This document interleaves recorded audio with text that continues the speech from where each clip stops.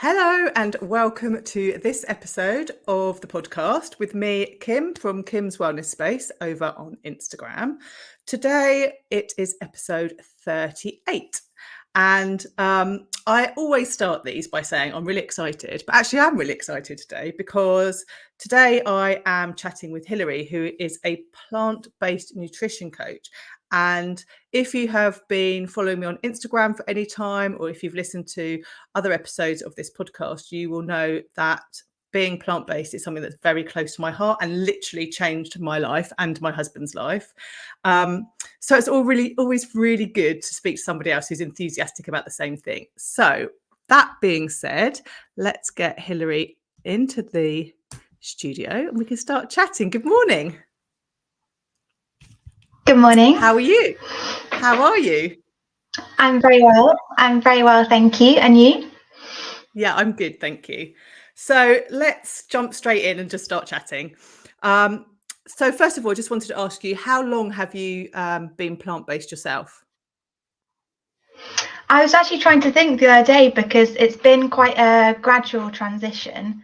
Right. And I say it was really COVID time, so probably about 3 years now, that I Okay. really decided to make a much bigger switch.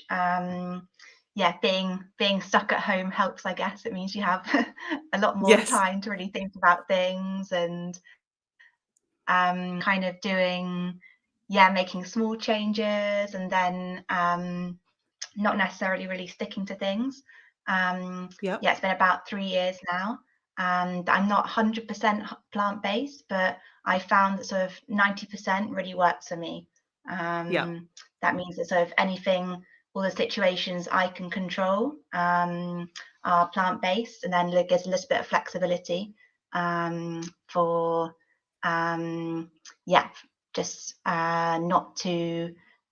almost not to put the full pressure on yourself all the time. Yes. I find that really works.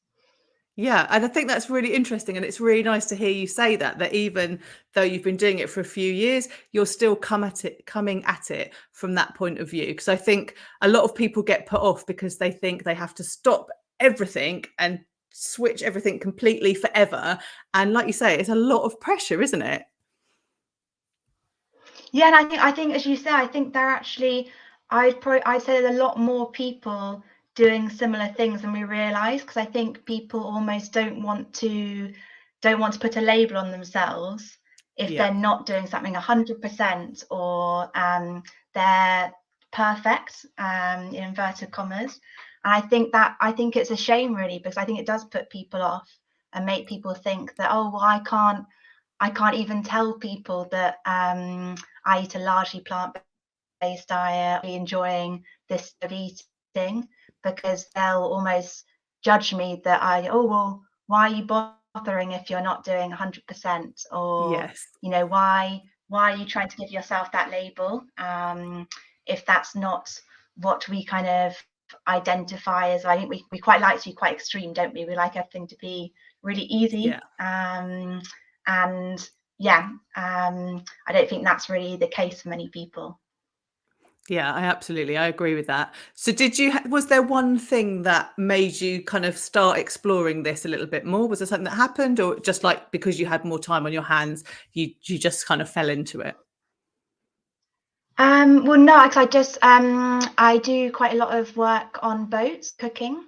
So I had just been working on a bigger boat where I wasn't the chef. Right. And the chef really didn't cook any vegetables Oh, or he was a really good chef, but didn't really know anything about nutrition, which is often the case, yeah. and it was quite a shock to suddenly have no control over what I was eating and it be so different to how I would tend to eat. So that was Yes. actually what gave me the final push to be like, actually, I think I hadn't realized how much I'd changed my diet until then you're met with something that's totally different. Yes. And that really actually inspired me to make a big change. Yeah, that's interesting, isn't it? I think I would struggle if there weren't any vegetables around, even before I was plant-based. I think, it's one of those things. If you've had a big holiday, or I don't know, you've been away somewhere in a different environment, you kind of get to that point, don't you, where you crave salad. And it's that Oh kind yeah, of thing, isn't definitely. it? No, it that, and if you were eating out as you say, exactly, if you're eating out in a restaurant every day, you'll enjoy it for the first day or two, and then think, oh, Yeah. actually, I'd really, really like Yeah. something simple, something healthy that doesn't maybe look so fancy or attractive, but Yeah. would be a lot more balanced, basically. Yeah, absolutely. So, how long have you been a plant-based nutrition coach, and how did that evolve?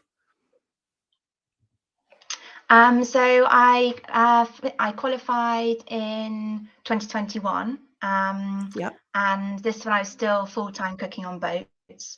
So I was really using it to create the menus, especially as we're having more and more different dietary requirements. It was really Yeah. nice to be able to reassure people, like, don't worry if you're gluten-free, if you're lactose-free, if you're vegan. I'm not going to just make you a substitute. You're not going to be Yes. singled out or feel like you're having stuffed peppers every day, because that's the only thing I can Yes. think of. Or so it was really, really fun, actually, to rather than just be a bit kind of panicked that you're presented with this preference sheet from the guests, that I'm Yes. trying to do a mattress of what actually matches up that everybody can eat. Yeah.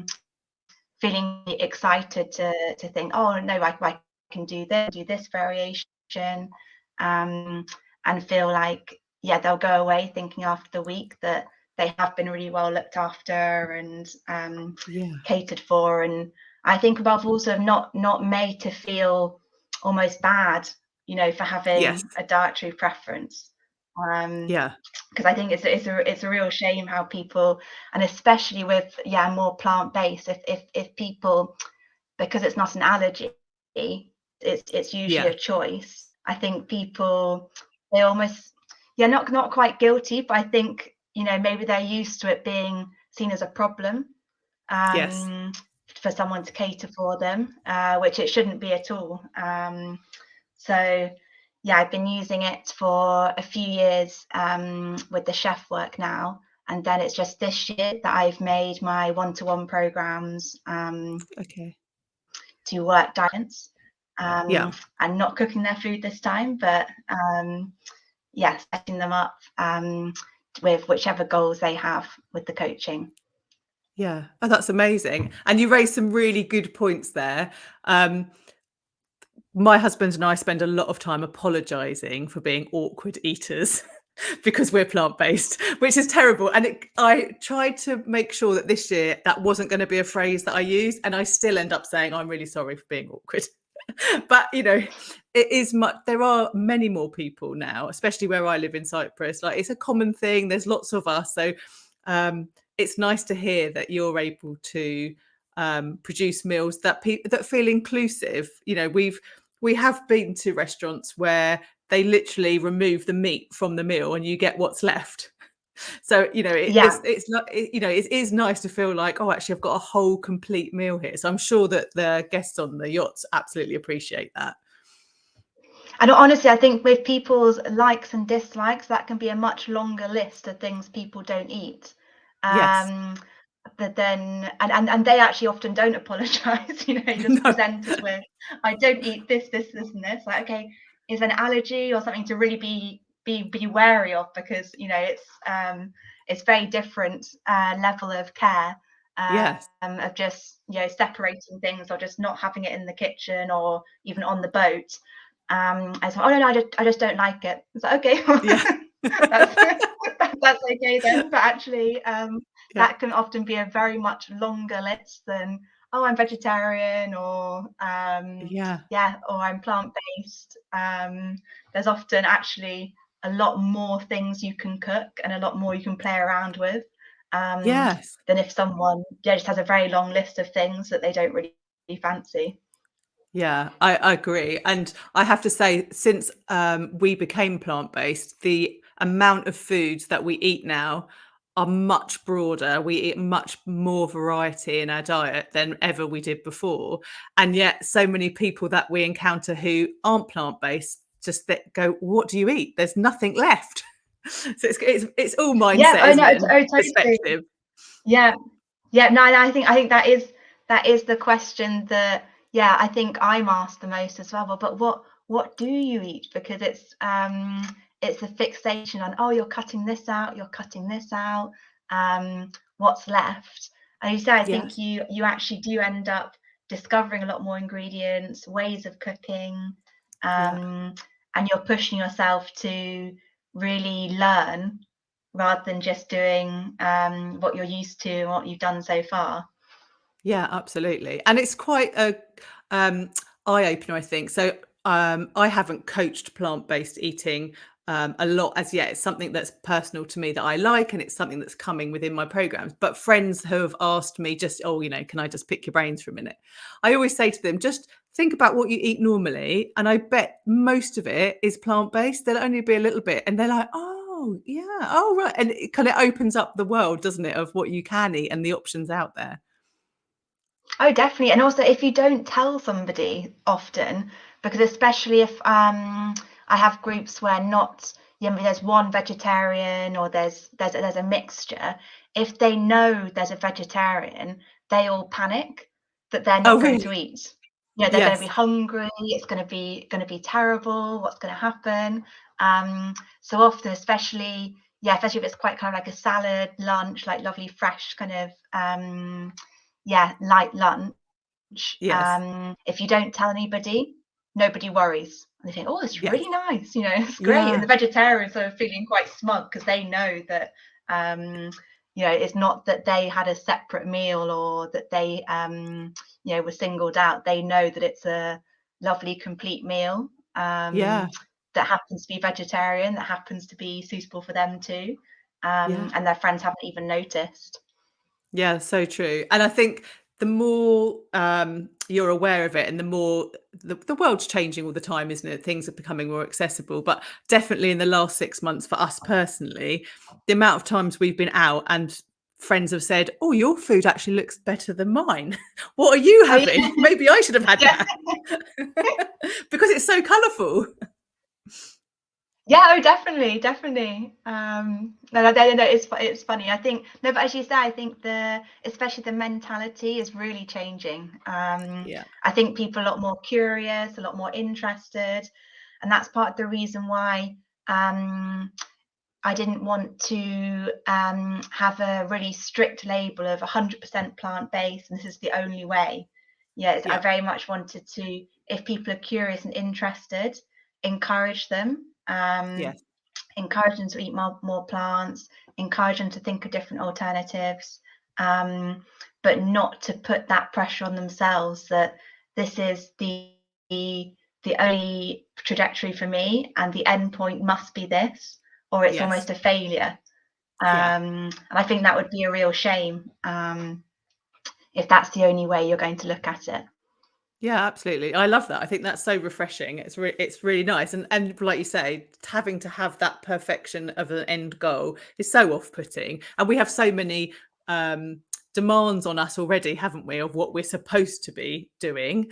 That it's quite nice to actually be able to be like, well, you can increase it, and actually the more you increase, the better you feel, the more you do, you kind of get caught in that loop, don't you? So then you eat Oh, more definitely. anyway. Yeah, no, it's almost letting people letting that speak for itself.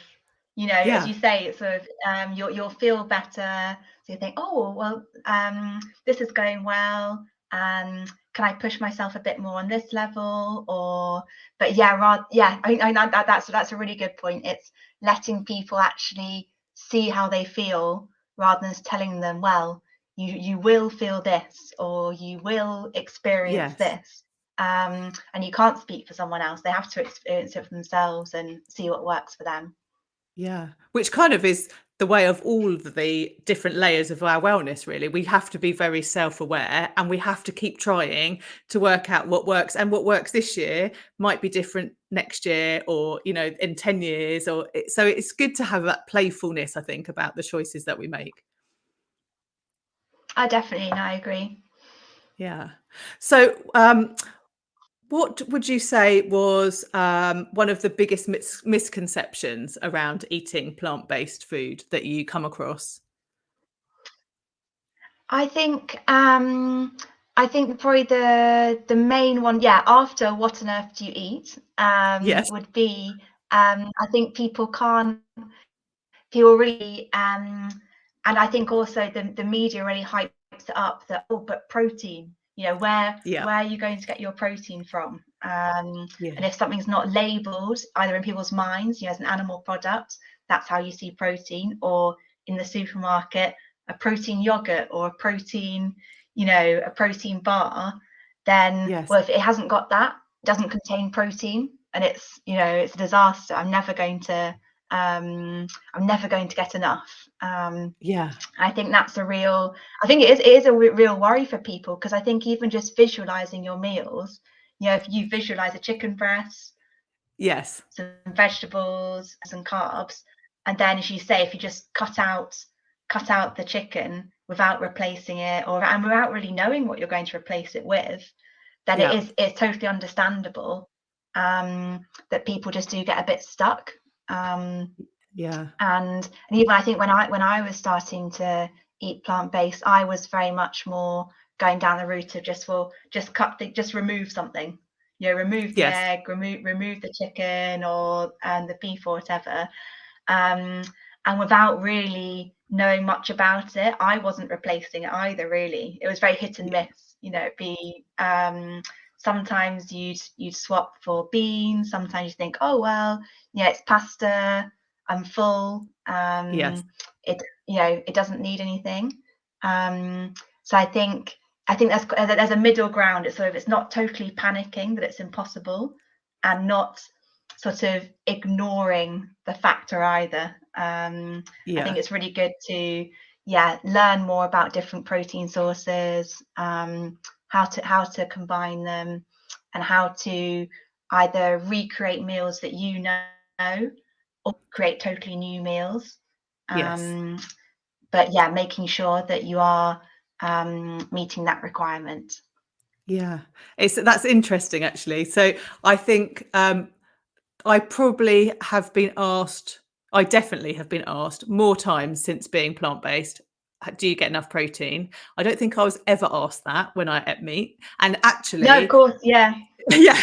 And I don't think I actually ate much protein when I was a meat eater. I definitely eat more protein now, which is quite interesting. Then that's was probably accidental to begin with. Now it's something that's a little bit more I'm a bit more aware of, but we definitely changed how we built that plate. So we are taught, aren't we, that you get your protein source first, and like you say, add your carbs, add your the veg, and we don't actually build our plates of food like that anymore. But it's been a process, and we're kind of I think it's year 4 now.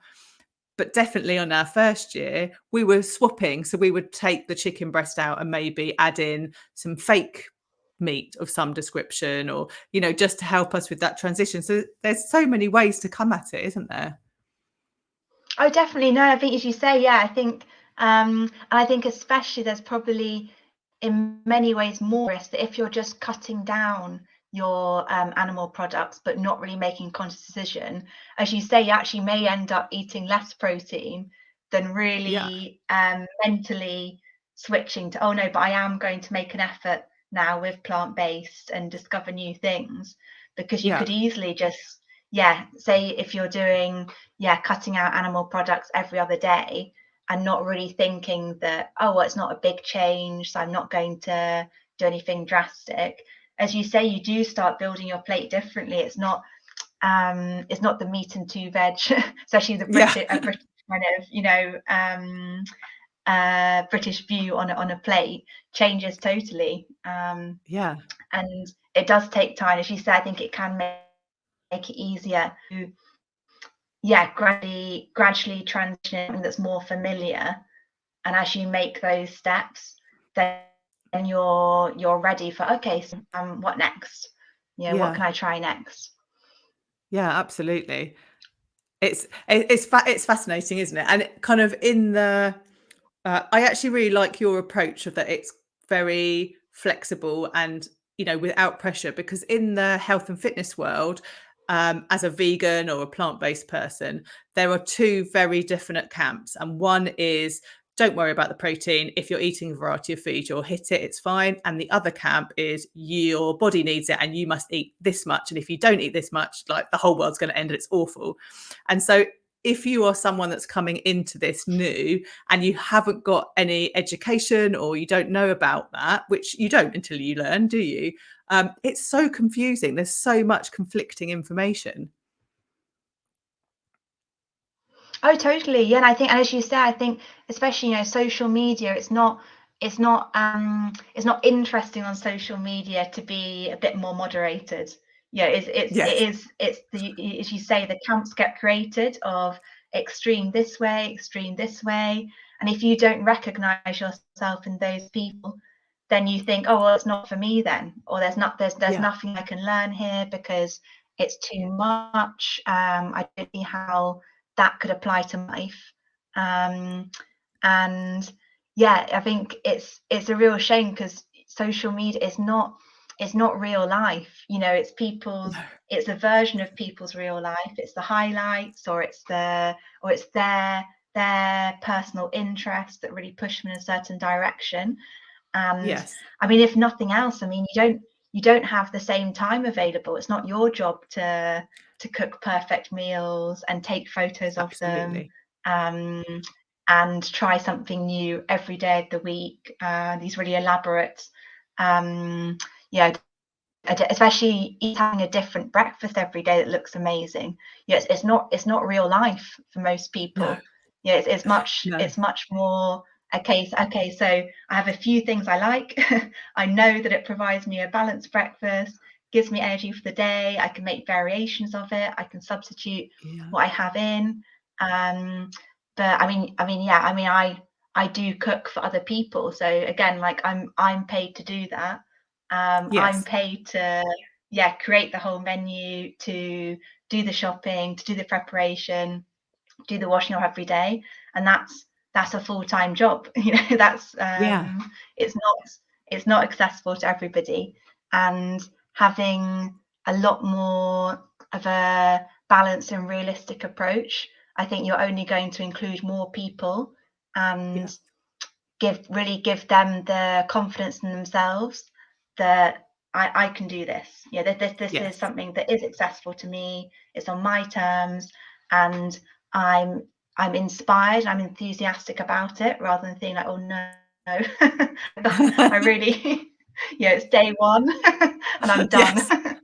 Yeah, absolutely. Yeah, I think probably we eat more leftovers than anything else, because we both really like cooking, so it does help, and we have the time. But we always do a big batch of something at the beginning of the week, and then over the next few days, it gets things added to, and gets spruced up here and there. But it's basically that meal that we're just repeating. And you're so right. Like, the amount of women that I have worked with who are like, right, I'm starting this new regime and I want to get a meal plan. And then they get out all of their cookbooks, and all of a sudden they're like supposed to be a 5-star chef. And actually, they don't like half the food they're looking at. They don't have it in their cupboards. They've never cooked it. Whereas actually they'd be much better off, going overnight oats for 3 mornings, or a piece of toast with a fabulous topping, but there's something in us, isn't there, that wants to overcomplicate things. Oh, definitely. No, I think no, totally. I think overcomplication is, especially when you're trying to make a change. So you are by definition feeling enthusiastic about something, feeling like you Yeah. want to do something, and it's so tempting to say, well, my starting point is 0. I'm going to Yeah. reach, I'm going to do all of these things, and I'll be perfect by the end of week 2. Yeah. And it's not the case. As you say, it's the same with us. Like, we eat lots of leftovers. It's not a full perfect Instagrammable pictures, No. or you know, something you think, oh, it's a really good advert for my cooking, you know, Yeah. to show people. But I think it's one of the most important things I ask clients for, you know, if they're working one-to-one, and it's the idea is you're not following some generic menu plan that someone's created who has all the time in the world.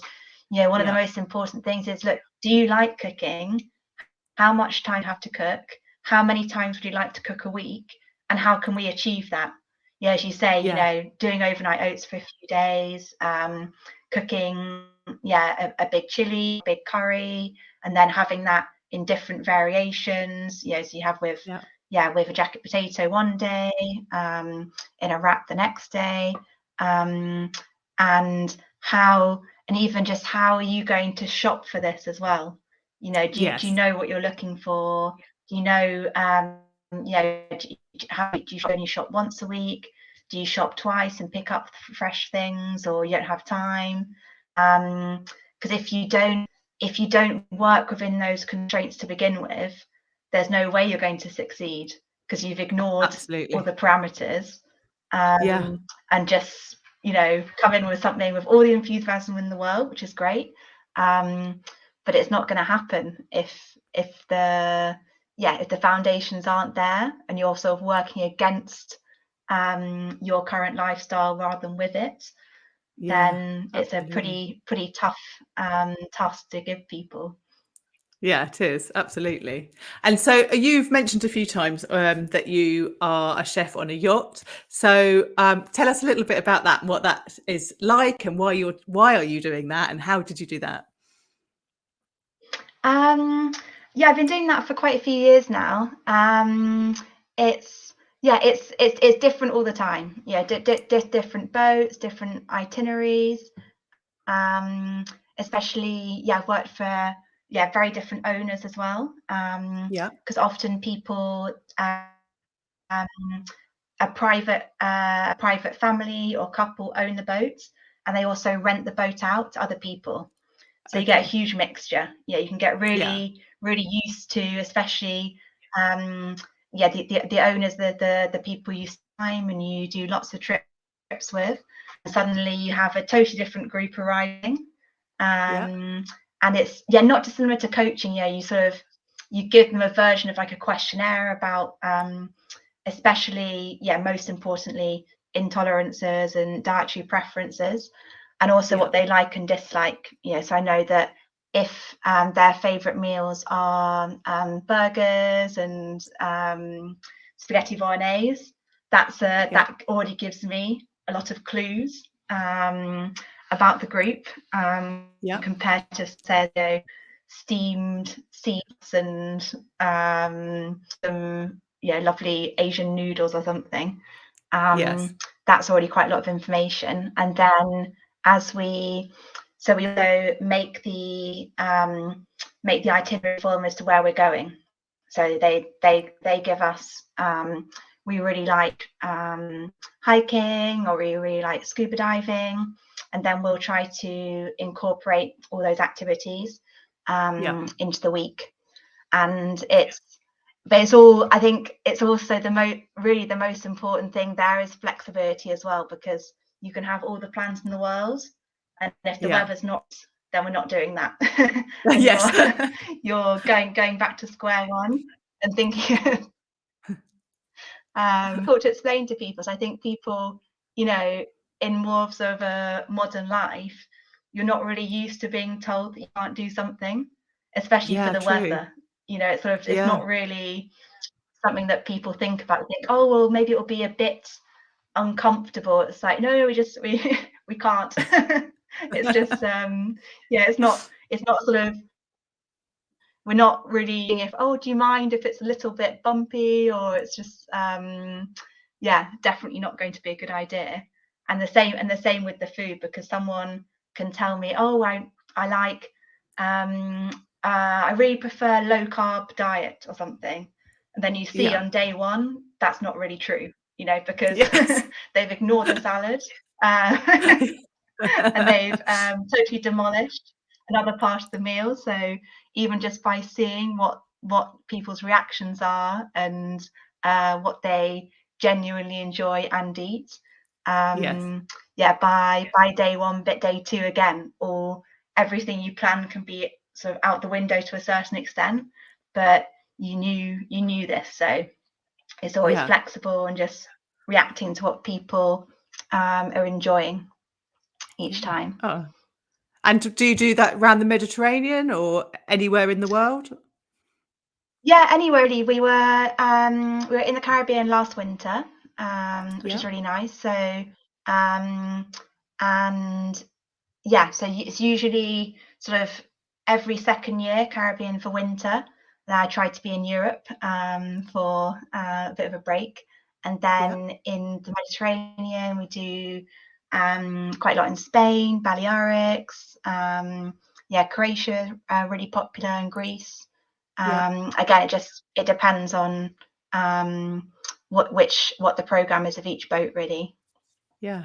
Oh, it's lovely. It sounds really good. It's so varied. It's really nice. Yeah, no, yeah, you can't. Yeah, each day is not the same. That's definitely the case. Yeah. So, if the people that are listening to us today want to work with you, how do they find you? What can they do with you? So they can find me on Instagram at Hilarys Vitamin C, or the same for websites. So there Yeah. you've got all the information about. At the moment, I've got two principal packages.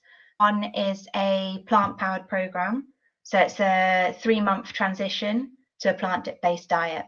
So I would say Brilliant. we'll work with something different each week, by looking at your analyzing your food diary and what your diet currently looks like, to really guide in a gradual way. So you're not feeling overwhelmed or all on your own trying to, in 1 week, Yeah. totally overhaul your diet, and also to really make you feel confident that, oh, am I missing this nutrient? Am I hitting the balance between the different micronutrients, to really put you at ease that we'll work together and not going to be guessing, Yeah. and ultimately probably just getting quite stressed. And then, and if you're looking for a shorter program and a bit more defined to your goals, then another package is over a month. We'll just work with exactly what you want to aim for. So Yeah. it could be nothing to do with a plant-based diet, or it could be that you're already eating a plant-based diet and want to check that that what your diet looks like, or yeah, if you're looking to plan more balanced meals for your family or improve your energy, it's totally up to you. So you choose what your focus will be. Yeah. Fabulous. Okay. So I will make sure that all of that information is in the show notes if you want to go and find Hilary and work with her. Thank you so much for chatting with me today. The time's whizzed past already. Is there anything else that you wanted to say while you have Yeah. this opportunity? um Not really. I think the only thing, yeah, if you are worried, particularly about plant-based protein, I created an ebook to help people with that. So that's also, you can find that on my Instagram. So it talks you through, what is protein, why do we need it, how much do we need, and then it explains, different recipes and a meal so you can really see that it's not some really scary task. Yes. That's a lot easier than you think. Yeah. Perfect. Thank you so much. It's been Thank lovely you. chatting with you. Thank you. Okay, I hope everybody enjoyed listening to that today. I love talking about plants and eating plants, as you can probably guess. I will make sure that all of the information is in the show notes if you want to go check out Hilary and all the great stuff that she's doing. Thank you so much for listening today, and I will speak to you all very soon.